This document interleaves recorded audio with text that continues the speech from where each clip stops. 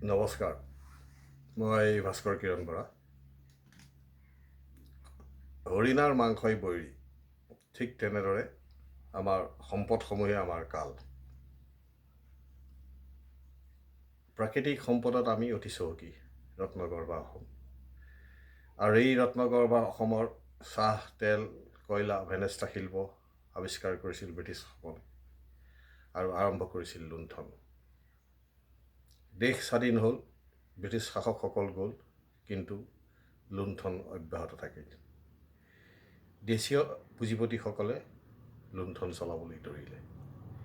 কেন্দ্ৰীয় চৰকাৰেও কেৱল আমাৰ সম্পদসমূহৰ পৰা উপাৰ্জনহে কৰিলে, কিন্তু আমাৰ মৌলিক সমস্যাসমূহ সমাধানত কোনোদিন গুৰুত্ব নিদিলে।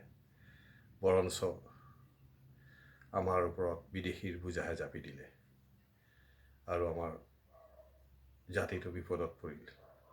আমি আন্দোলন কৰিলোঁ, আমি সমস্যা সমাধানৰ দাবী তুলিলোঁ, কিন্তু আমাক তাতো ঠগিলে। অসম চুক্তিৰ নামত এখন অসাংবিধানিক চুক্তি কৰি অসমীয়া জাতিক নাগপাশত বন্দী কৰিলে।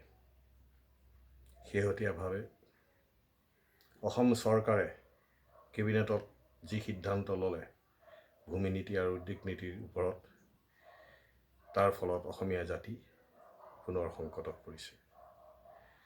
দেশীয় পুঁজিপতিসকলক ৰঙা দলিচা পাৰি দিছে অসমক লুণ্ঠন কৰিবলৈ, আৰু ইয়াৰ বাবে দায়ী মূলতঃ অসম চুক্তি।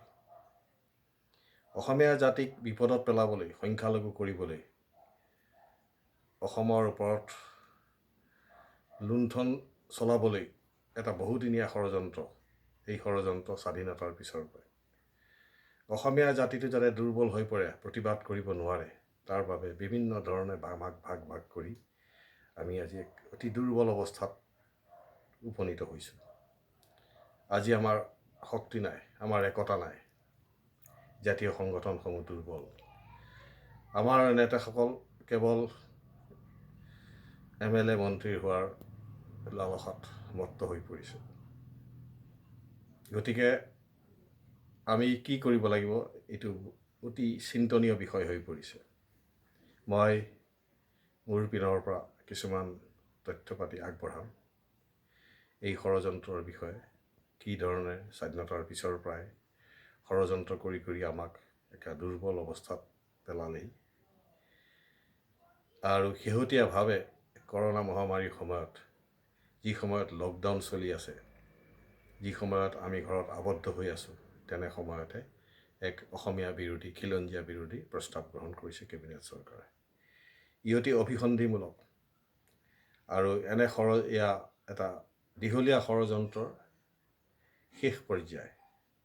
আৰু এই ষড়যন্ত্ৰ আৰম্ভ হৈছিল স্বাধীনতাৰ পিছতেই, আৰু এই ষড়যন্ত্ৰৰ ফিতা কাটিছিল পণ্ডিত জৱাহৰলাল নেহৰুৱে।